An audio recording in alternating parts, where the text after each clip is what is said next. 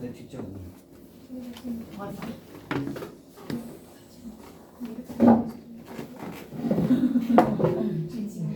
세 개인데. 가봅시다. 지금 시조 진도 빼고 있지?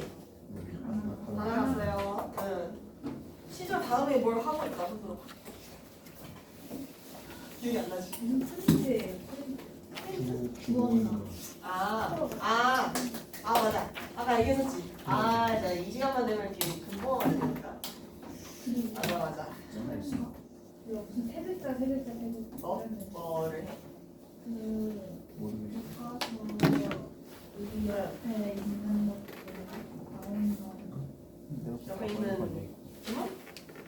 그게 안 나와. 아래? 그 앞에 있지 않아? 안 나와. 창내고자 그건가? 창내고자? 아니 그 근데 안 나와. 아프리카에 안 나와. 있는 그 서영배우에 나오는 서영배우의 서영가? 이제는 처음과?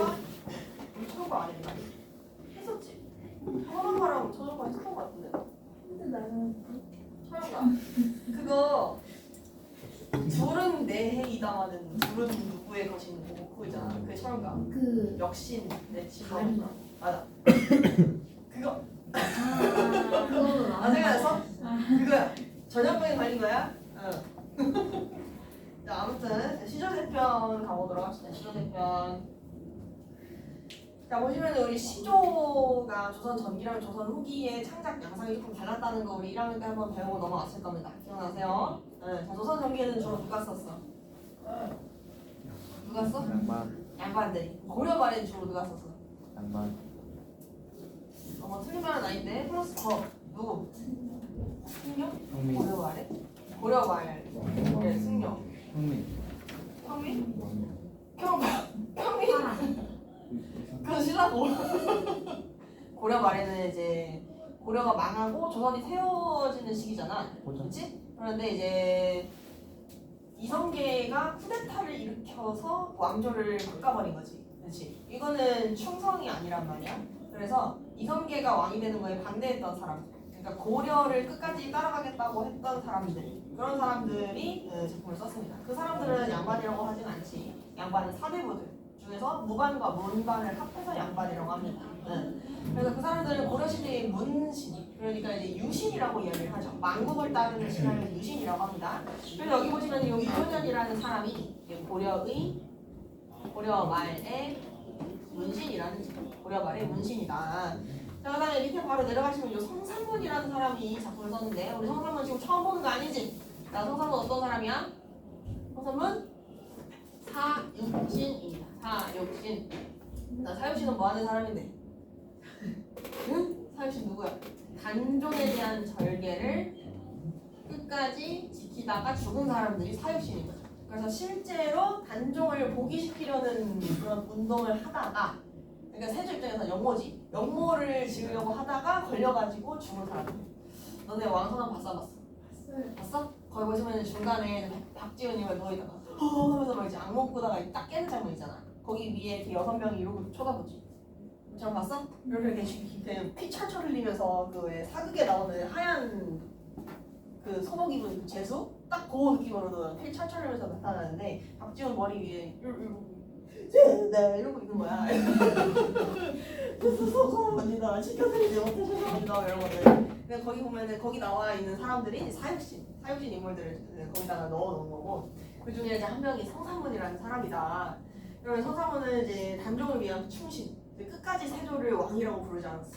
이제 세조를 항상 어르신이라고 불렀던 사람이야. 그냥 어르신이다. 그냥 왕실의 어른이다. 그냥 이렇게만. 자, 그다음에 밑에 보시면 황진이 어떤 사람이야? 기녕, 그치? 기생이란 말이야. 근데 이제 작년에도 한번 얘기를 한 적이 있긴 한데 이 기생에도 급이라는 게 있습니다. 그쵸? 이제 1패, 2패, 3패 기생이라고 해서 1패 기생은 왕 앞에서만 공연을 하는 사람들이고 2패 기생은 양반들이랑 같이 어울리는 사람이고 3패 기생은 이제 평민들이랑 같이 지내는 사람들이란 말이야. 그래서 이제 황진이는 그 당시에 2패 기생이었습니다. 근데 그 중에서도 이 시를 너무 잘 짓고 또 너무 이쁘다 보니까 엄청 유명했어. 그래서 이제 벽계수라는 왕족이 와가지고 이제 황진이를 좀 보려고 하다가 이제 까여서 돌아가는 그런 일화도 있거든요. 그래서 이제 황진이가 네가 지금 막 가려는 거야? 이런 식으로 막 벽계수라는 그 왕족을 좀 유혹했던 그런 일화도 있습니다. 아무튼 황진이는 이제 오늘날의 장원영? 그 정도로 생각하시면 됩니다. 엄청 인기가 많았던 사람이에요. 자 봅시다. 그러면은 여기 이종현이라는 사람이 쓴 시 이거부터 볼게요. 이화의 월백하고 은한이 삼경이다 그랬어. 그러니까 이 이화라는 건 뭐야? 백꽃이라는 뜻이죠. 그렇지? 그래서 백꽃이라는 소재가 사용이 됐으면 여기서 계절적 배경 봄 얘기하고 있다고 볼 수가 있어요. 근데 사실 꽃이 등장한다고 해서 항상 계절적 배경까지 같이 얘기하는 건 아니거든. 근데 이 백꽃 같은 경우에는 워낙에 여기저기서 자주 사용이 되고 백꽃이 피는 시기가 또 봄이다 보니까 그래서 이제 계절적 배경 봄도 같이 이제 같이 다 드러내는 소재인 걸로 볼 수가 있다. 자, 그다음에 월백하다라는 거는 달이 저기 하늘 위에 떠가지고 밝게 빛나고 있다. 그다음에 은한, 요거는 은하수라는 뜻이죠. 은하수.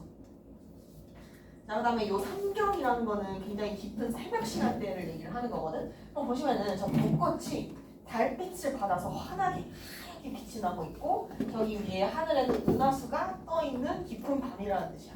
오케이? 자, 그러면은 여기서 이화, 이게 무슨 색이야? 얘는 흰색이에요. 백꽃은 흰색입니다. 흰색이고요. 그 다음에 달빛을 받았는데 달빛이 무슨 색이래? 흰색이래요. 흰색. 그 다음에 은하수. 하늘에서 반짝반짝거려요. 무슨 색이야? 흰색이에요. 흰색이죠? 네, 흰색이에요. 네. 그래서 이 하얀색에 흰색의 색채 이미지를 아주 강하게 사용하고 있다. 제 이미지. 그래서 봄날의 전경을 시각적으로 묘사하고 있다 이렇게 얘기할 수 있겠죠. 저 이화에 월백한다고 봄이니까. 밑에 보시면 일지춘심을 자귀야 알려마는 그랬는데 요 일지가 나뭇가지라는 뜻이고요. 나뭇가지. 그 다음에 춘심 요거는 봄의 마음이라는 뜻입니다. 자, 그러면 일지춘심은 뭐냐? 봄의 나뭇가지 끄트머리에 걸려있는 봄을 느끼는 이 나의 마음 이런 얘기입니다. 그래서 이 작품 같은 경우에는 그 우리가 흔히 알고 있는 뭐 절개를 노래한다든지 아니면은 뭐 어디 자연 속에 들어가서 놀고 싶다든지 이런 작품이 아니고 그냥 봄날에 느끼는 이 센치함 이게 작품의 주제입니다. 봄날에 느끼는 그 새벽 2시쯤 느껴지는 그 아름다운 정취로 뭔가 감상에 젖어드는 그게 이 작품의 주제야. 자, 그래서 요 일지춘심이라는 거 나뭇가지 어린 봄의 애상감을 얘기하는 거다. 자, 그 다음에 여기서 이제 자교야 알야마는이라고 되어 있는데 이 부분을 해석하실 때 조금 조심해 주셔야 되는 것이 자교가 알고서 우는 것이겠냐마는 이라는 뜻입니다. 자교가 그 내상감을 알고 우는 것이겠냐마는 이런 뜻이야. 그러면은 알고 운다는 거야? 모르고 운다는 거야? 모르고 일단 운다는 얘기죠. 그러면은 저거 감정이입의 대상 돼야 안 돼? 안 돼요. 오케이? 감정이입의 대상 안 돼요. 그래서 요거를 조금 조심을 해주셔야 돼. 아, 근데 혹시 학교생이 요 감정이입을 하셨니? 혹시? 하셨니? 할 수도 있어. 니네 학교 선생님은 조금 올드한 스타일이기 때문에. 네, 근데 이제 교과서의 해석이 이렇게 되어 있거든요. 교사는 교과서의 해석을 그대로 따라간다면 저 자교는 감정이입으로 볼 수가 없습니다. 그런데 여기서 이 자교라는 새에 대해서 조금 더 얘기를 해주자면 자교. 이 자교라는 새가 다른 이름으로도 많이 불리거든요. 예를 들면 뭐 적동새라든지 아니면은 뭐 소적새라든지 아니면 뭐 주견새라든지. 얘네들은 다 한해 정서를 상징하는 새들이야. 한해 정서. 그래가지고 우리 시험범위에 들어가는 것 중에 초혼이 있었지. 초혼이 있었던 것 같은데? 아닌가? 아닌데. 니네 아닌가? 아, 니네 아닌가 봐. sorry. 아무튼 자교라는 새는 한해 정서를 상징하는 새란 말이야. 그러니까 이제 자교라는 새를 언급했다는 것 자체가 이 봄날에 느껴지는 어떤 센시한 느낌. 갑자기 막 감성적으로 눈물이 폭발하는 그냥 이유 없는 눈물 폭발 이런 느낌을 표현하고 싶다라는 거죠. 그래서 밑으로 가시면 다정도 병인양하여 잠 못 들어 하노라. 이때 이 다정이라는 게 뭐야? 위에서 얘기했던 애상감이죠. 애상감. 생각이 많아요. 그래서 감정이 갑자기 폭발하는 것 같아요. 그래서 병인양하여 잠 못 들어 하노라. 여기 부분이 예상감이 가장 두드러지는 부분이다. 근데 이제 요 작가가 고려 말의 본심이라고 얘기를 했지. 그렇지? 그래서 이건 일반적인 해석은 아니기는 한데 이제 작가가 고려 말대의 사람이라는 거를 대입을 해서 해석한다면 이건 이제 고려가 망하는 것에 대한 슬픔을 노래한다고 또 볼 수가 있어. 근데 이건 이제 주류 해석은 아닙니다. 보통은 그냥 애상감까지만 이야기를 해. 그래서 이거는 이제 그냥 괄호쳐서 얘기를 할게요. 그리고 작가의 생애를 고려한다면 고려가 기우는 슬픔, 고려가 망해가는 슬픔. 그럼 이거 하나만 자규가 지금 알고서 우는 것이겠냐마는 이렇게 얘기를 했지. 그럼 자규가 옆에서 지금 찍찍찍찍 하고 있다는 거야. 맞아? 그래서 여기서 이제 청각적 이미지 얘기할 수 있습니다. 그래서 위에서는 시각적 이미지를 가지고 여기 밑에서는 자규가 우는 소리 청각적 이미지를 가지고 봄날의 전경을 묘사하고 있다.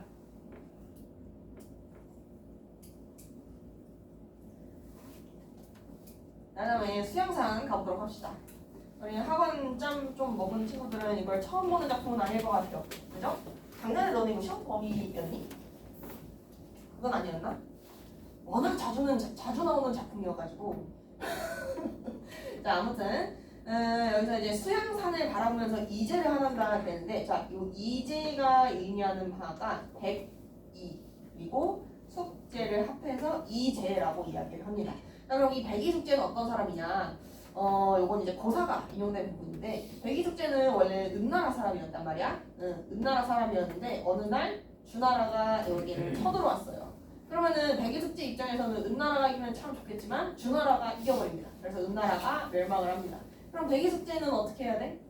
선택을 하셔야 돼요. 따라 죽을 건지 주나라를 따를 건지 같이 죽을 건지 아니면 주나라 쪽으로 붙을 건지 선택을 해야 돼. 그래서 이 백이 숙제는 어떻게 했냐면은 수양산이라는 하필이면 수양산이라는 이름의 산을 들어가가지고 주나라를 따르지 않는 선택을 하는 거죠. 수양산에 들어가서 응거를 합니다. 그래서 계속 여기 밑에서 이제 고사리 같은 거나 캐어 먹다가 결국에는 굶어서 죽는다는 엔딩.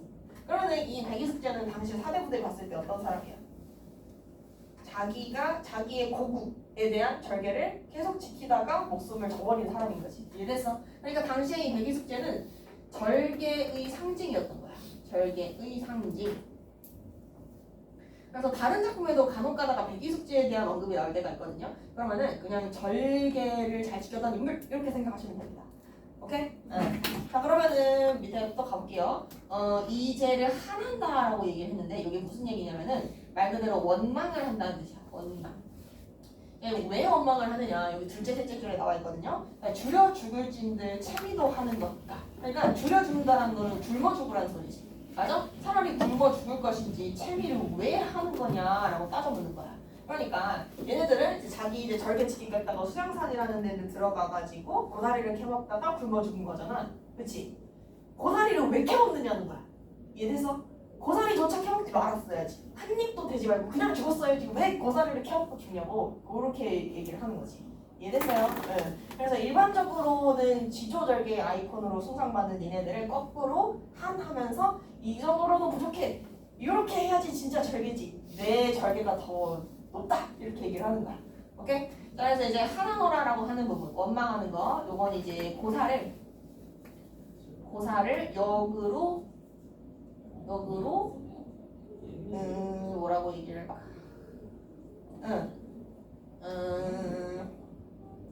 소리, 요거 말고 말 좀 다르게 쓸게요. 말 조금 다르게 쓸게요. 이제를 역으로 한탄하면서 자신의 절개를 나타낸다.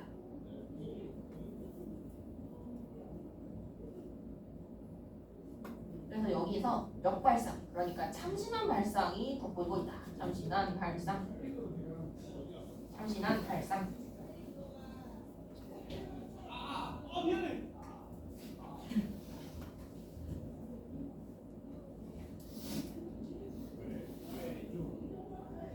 자 그러면 여기 중간 부분에 요거 서리적 표현 맞을까 얘들아? 요거 체미를 하는 것이냐? 서리적 표현? 맞죠? 그치? 네, 서리적 표현 맞습니다. 왜냐면 먹으면 안 된다고 주장을 하는 거니까 물어보는 게 아니지. 네, 서리적 표현 맞아요. 자 그다음에 밑에 보시면 비록의 푸세의 것인들 비록 푸세의 것 요거는 하찮은 것을 이야기합니다. 사소한 것 하찮은 것인들 그것이 누구의 땅에 났느냐? 누구 땅에 났는데? 누구 땅? 주나라의 땅에서 난 거죠. 맞아? 주나라에서 주나라 땅에서 난 건데 그걸 왜 먹고 다니냐 이렇게 얘기하는 거지. 야 그럼 봅시다. 여기서 이제 하필이면 수양산이라는 이름이 사용이 됐죠. 그치? 근데 수양산이라는 거는 원래 뭐 먼저 얘기하는 거야? 이제가 들어갔던 산이요. 들어간 산. 자 근데 우리 세조의 왕자 시절 이름이 뭐야? 수양대군이고 수양대군. 그래서 이 작가가 성산문이라는 점을 봤을 때 얘는 수양대군, 세조 얘기하는 거죠. 세조. 그래서 이제 수양대군을 바라보면서 이제를 하노라. 즉 자신의 절개를 조금 더 붙이겠다는 이야기. 그래서 줄여 죽을 진들 채비를 하겠느냐? 나는 채비 따위 하지 않겠다. 그러니까 수양대군이 주는 녹봉은 받아먹지 않겠다는 얘기야. 야 그러면은 첫 번째 의미는 아까 뭐였어? 이제 버전으로 해석을 한다면 채비를 하느냐? 고사리 얘기하는 거죠. 그치? 고사리 키워먹으면 안 돼. 그다음에 두 번째 수양대군 버전으로 해석을 한다면 수양대군이 주는 녹봉을 의미하는 겁니다. 나는 녹봉 따위 받아먹지 않겠다. 자, 그 다음에 비록 후세일 것인들 그 누구의 땅에 남느냐. 그러면은 이제 이제 버전으로 봤을 때 주나라겠지만은 수양대군 버전으로 보면 어떤 의미가 되는 거야? 수양대군이 집권한 땅.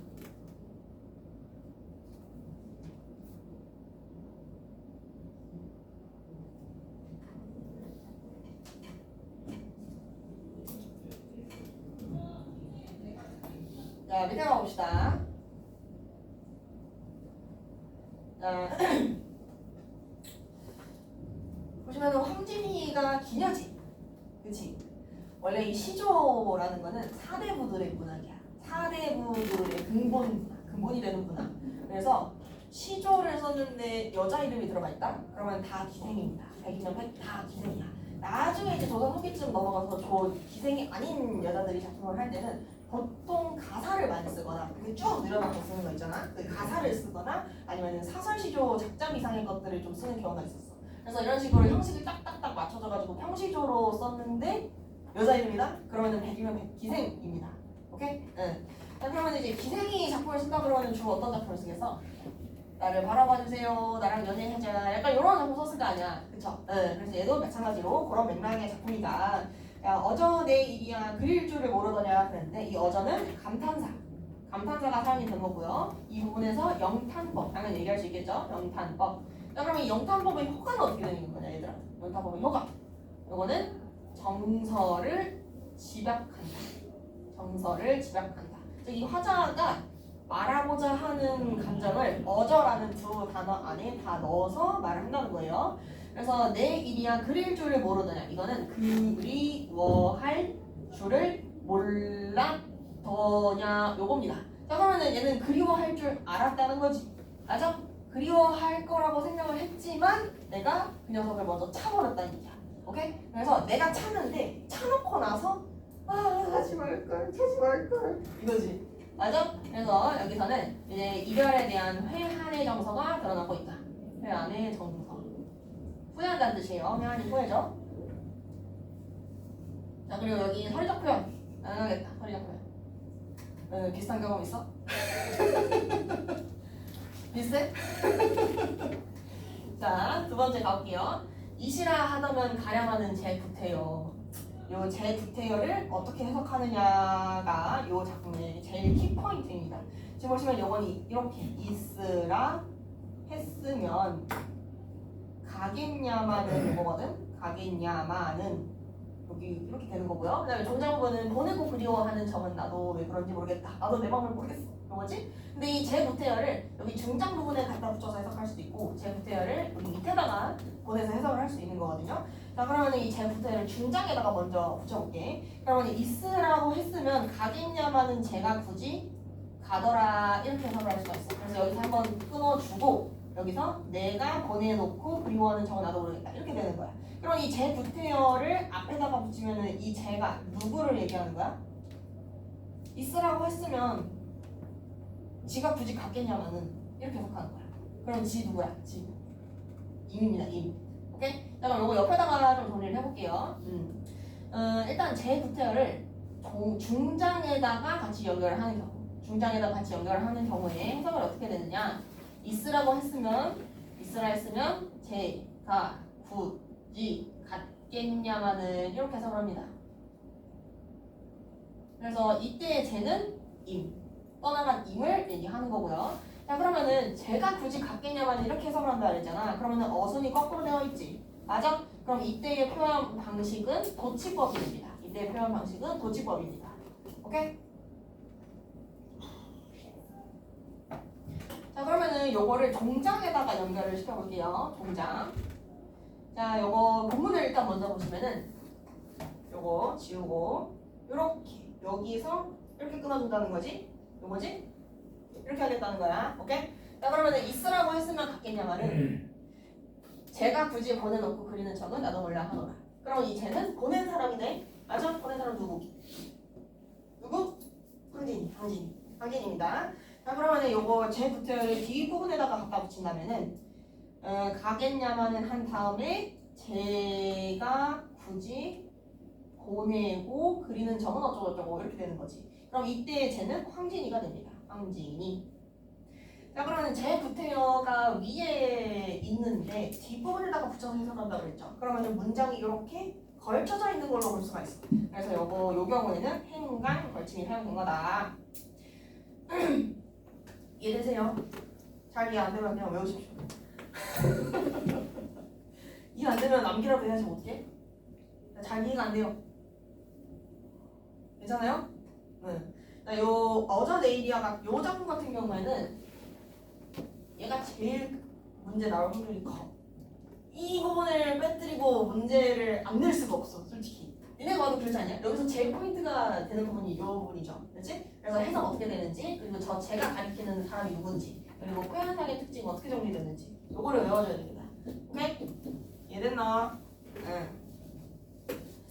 자 그러면 여기서 이제 보내고 그리는 정이라고 얘기를 했는데 보내놓고 내가 그리워한다라는 거지. 그렇지? 근데 이거 왜 보냈던 거야?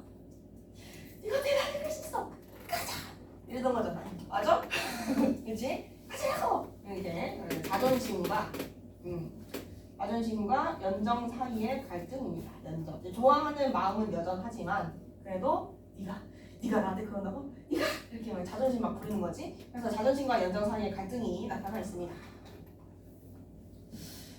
자, 그다음에 이쪽에 요거 아는 만큼만 한번 채워봅시다. 요거 주제 정서 이거 말고 표현 방식 요거로 갈게요. 표현 방식. 이번에 요거 표현 방식 요걸로 갈게요.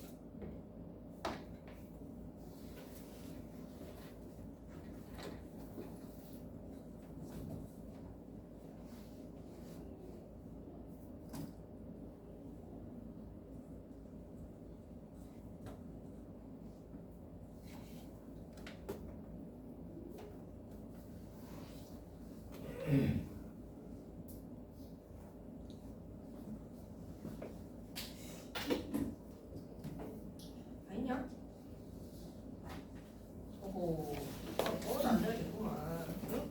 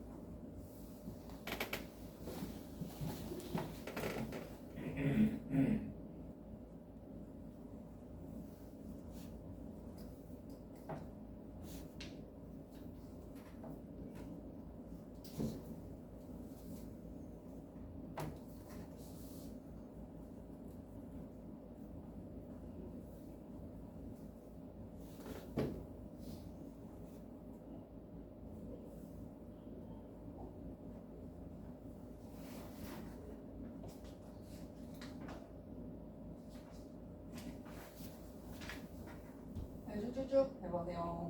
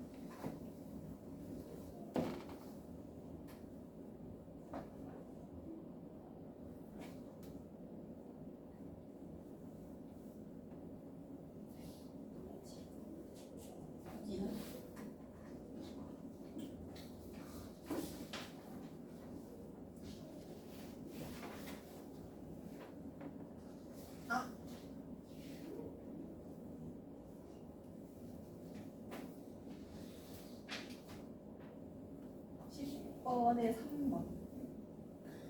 10번에 3번이고요. 그 다음에 11번에 1번. 1번에 2번. 12번에 2번. 13번에 4번. 14에 5번. 15에 3번. 다시 봅시다.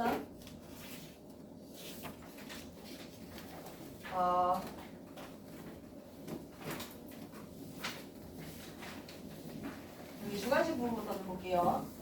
자, 각 시조의 겹친 특징을 정리해보자 했을 때 첫 번째 특징, 첫 번째 시조, 두 번째 시조, 세 번째 시조, 이 순서대로 가자는 얘기야. 자, 그러면은 첫 번째 작품 같은 경우에는 이조년이라는 사람이 작가였지. 그 사람의 계층은 고려 말의 문인입니다. 문신이라고 해도 상관없고 문인이라고 해도 돼. 그 다음에 두 번째 작품의 계층, 이 사람은 사육신이었죠. 그래서 이제 신사대부들 중에서 사육신이었다. 그 다음에 세 번째 작품은 기녀가 쓴 거고요. 그 다음에 작품의 주제를 보자면 첫 번째 작품은 봄날의 예상감이 주제. 그 다음에 두 번째 수영산 바라보며 이거 주제가 뭐야? 끝까지 저리를 지키겠다 이거죠. 단종에 대한 굳은 절개를 지키겠다. 그 다음에 세 번째 이거는 회한의 정서. 이별에서 슬픈 것도 물론 있겠지만은 슬픔도 슬픔이지만 후회를 하는 게 조금 더 여기서는 강하게 나타나고 있습니다. 그래서 후회를 하는 느낌, 후회를 한다. 이별을 후회하는 태도. 그 다음에 다른 사람, 그 사람에 대한 그리움의 감정, 그리움. 그 다음에 표현 방식 중에서 이제 가장 두드러졌던 게 뭔지를 봤을 때 이화의 월백하고 은하의 환경이 이제 흰색의 색채 이미지, 그렇지? 그리고 자규가 온다는 부분, 청각적 이미지. 그래서 다양한 감각적 이미지를 사용하고 있다. 그 다음에 두 번째 수양산 바라보며 이지를 하나 넣으라고 결정했던 부분. 그래서 가장 두드러지는 표현 방식은 중의법이 사용된 부분이었죠. 중의법이 사용된다. 두 가지씩 다 해석이 가능했었지. 그 다음에 세 번째 여기서는 가장 두드러지는 표현 방식이 뭐였어? 제구태여를 여기 붙이냐 저기 붙이냐, 얘가 제일 두드러지는 부분이었죠. 그래서 중의적으로 해석이 가능한 문장을 사용했다. 중의적으로 해석 가능한 문장. 그리고 영탄법을 사용했다는 부분. 그 다음에 밑으로 가보도록 합시다.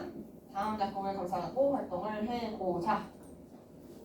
자, 이 작품 같은 경우에는 사설시조다 얘들아. 그치? 자, 이 사설시조는 조선 후기부터 등장하기 시작했는데 조선 전기까지만 해도 사실 이 시조라는 거는 양반들의 전유물이었단 말이야. 근데 조선 후기, 임진왜란이나 병자호란 지나가면서 그리고 이제 사람들이 조금 생활이 넉넉해지면서 평민들까지도 이제 문학에 눈독을 들이기 시작했던 거지. 그래서 이제 평민들이 이제 문학에 참여하게 되었는데 이 평시조라는 것이 형식이 너무 깐깐하죠. 지켜줘야 되는 것도 많고 격식도 따져야 되고. 근데 이런 것들이 평민들의 입맛에는 안 맞단 말이야. 그래서 그 형식을 어느 정도 파괴해서 이제 평시조보다는 조금 더 자유로운 형식의 사설시조가 등장하게 됐던 거죠. 자, 그래서 보시면은 이것도 시조긴 시조야. 왜냐면은 초장, 중장, 종장, 3장의 형식을 지켜주고 있죠. 그렇지? 그 다음에 종장 부분의 맨 앞에를 보시면은 이따금이라고 해서 세 글자를 사용하고 있는데 사실 우리 평시조에서 가장 엄격하게 지켜주는 형식 중 하나가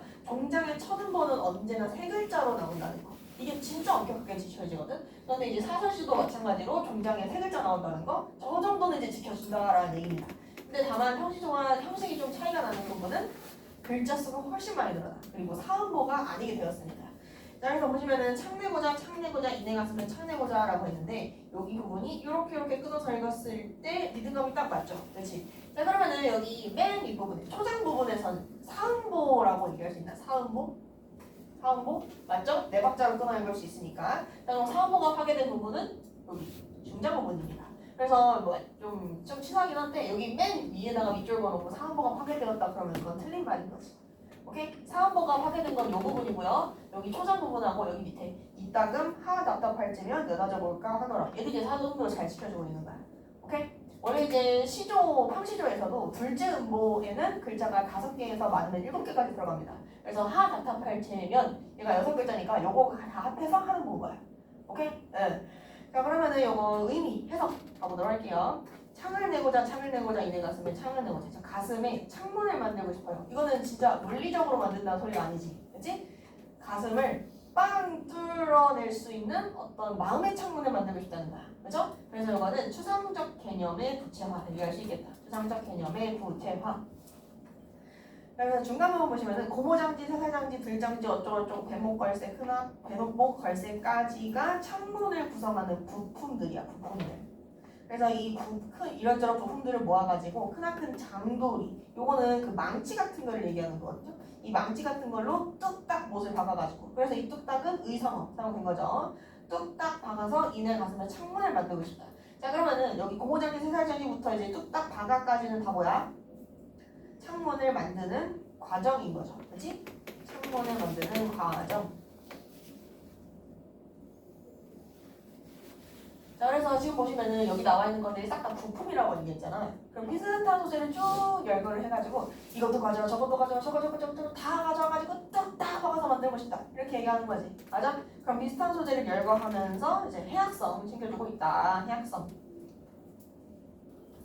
그 다음에 밑에 가볼게요. 이따금 하 답답할지면 이때 하는 그 하다에서 나온 말이야. 하다가 많다는 뜻이죠. 그렇지? 그래서 너무 이렇게 생각하시면 됩니다. 너무 답답할 때면 이때 쟤는 뭐뭐 할 때, 때라는 뜻이에요. 너무 답답할 때면 열고 닫고 해볼까 하노라. 그래서 마음속에 있는 창문을 너무 답답하면 살짝 열었다가 좀 답답한 게 괜찮아지면 다시 닫았다가 또 답답해지면 또 열었다가 이거 하고 싶다는 거지? 그럼 창문을 만든 이유가 뭐야? 답답함을 없애고 싶어서. 오케이? 자, 그러면은 이따가 하 답답할 점을 열어줘볼까 하노라. 여기 부분 창문을 만드는 이유를 직접적으로 나타내주고 있다. 직접적으로 제시한다.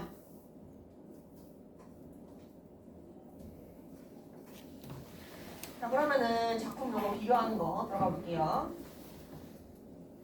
네, 시조는 평시조 얘기하는 거지. 시조 세 편의 그 시조. 그래서 우리가 이제 첫 번째, 두 번째, 세 번째 작품들을 다 묶어서 얘기를 하는 거고. 그리고 창대고자 요건 이제 사설시조입니다. 사설시조. 자, 그럼 창작 시기를 따지게 되면 저 평시조들은 주로 언제 나와? 고려 말부터 시작해서 조선 전기에 주로 나옵니다. 일단은 맨 첫 번째 작품 이화의 월백하고 그거는 고려 말에 문신이 만들었던 거니까 당연히 고려 말에 나왔겠죠. 그 다음에 성산문은 단종에 대한 절개를 지킨다고 했잖아. 세조랑 단종은 조선 전기에 있던 사람. 그리고 이제 황진이도 조선 전기부터 중기쯤 여기 어디 걸쳐 있는 그런 사람입니다.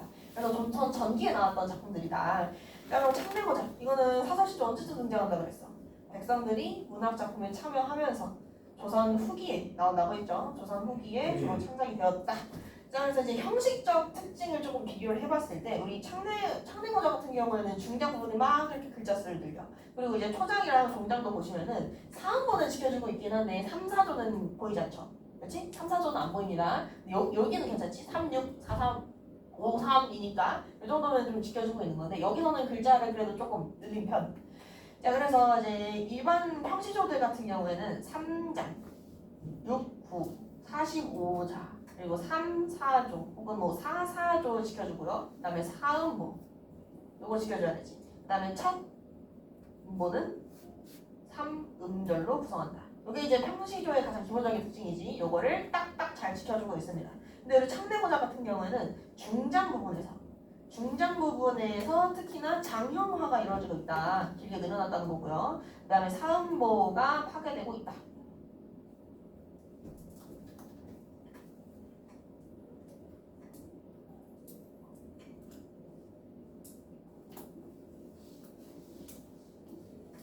자, 그러면은 거기 뒤에 작품 몇 개만 조금 볼 건데 봅시다. 뒤에 촉규화 관련해서 곡이 나와 있죠. 요거 3번에 나와 있는 곡이 좀 봅시다. 최치원의 촉규화라는 작품은 삶의 현실이나 인식태도를 사물에 투사해서 그 사물과 자아의 동일성을 이룬 한문 서점시의 하나이다. 자, 그럼 우리가 힌트 찾아볼 만한 건 뭐야? 사물과 자아의 동일성. 그런 촉규화의 어떤 사물이 나타나는데 그거를 화자가 동일시하고 있다는 얘기죠. 맞아? 그럼 그 사물을 중심으로 시를 해석하는 게 포인트가 될 거야. 최치원의 삶을 고려했을 때 그는 탁월한 능력을 갖추고 있었지만 출신상의 한계로 인해서 세상에 크게 쓰이지 못한 채 평범한 사람들 속에서 살아야 할 때가 많았다. 그래서 이거 조금 더 알려주자면 최치원은 육두품이었습니다. 육두품.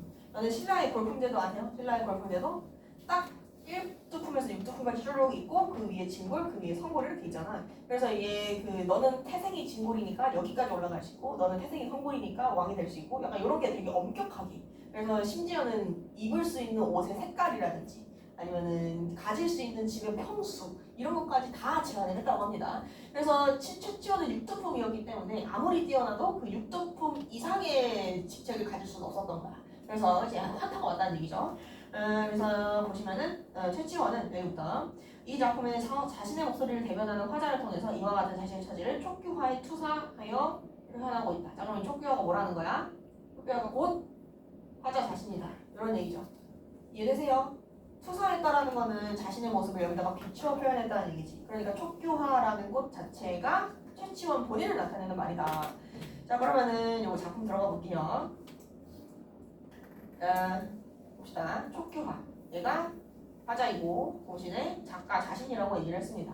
자, 본문 들어가 볼게. 자, 쓸쓸하게 황량한 밭 곁에 탐스러운 꽃이 여린 가지를 들고 있는. 자, 이건 뭐? 무슨 꽃이야? 화자 자신을 나타낸 꽃이죠. 오케이? 자, 그러면은 이 화자가 피어있는 곳 쓸쓸하게 황량한 밭. 얘는 뭐야? 육두품이라는 출신상의 한계를 얘기하는 거겠죠.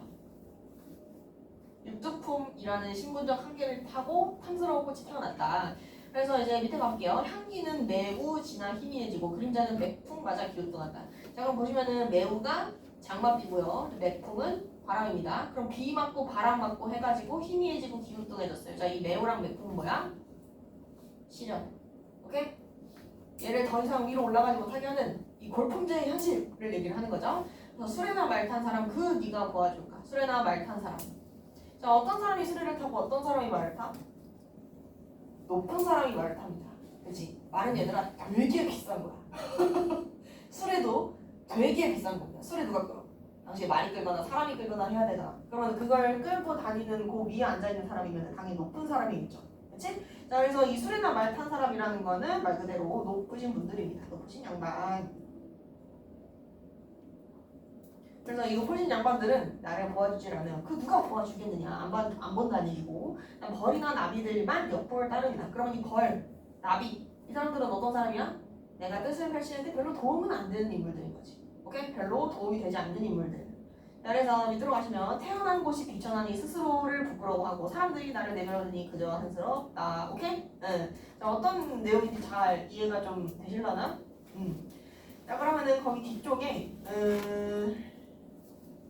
작품 볼게요.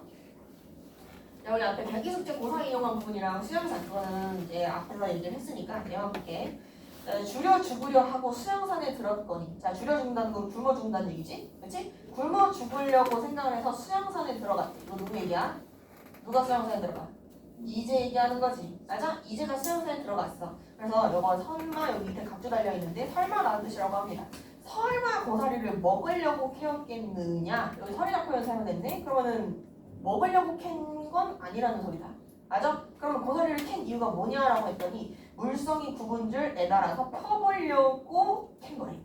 펴기 위해서 고사리를 캔 거래. 자, 그럼 여기서 물성 갖춰줬는데 물질이 가지고 있는 성질. 그럼 여기서 지금 계속 무슨 물질 얘기하고 있냐? 뭐 얘기하고 있어?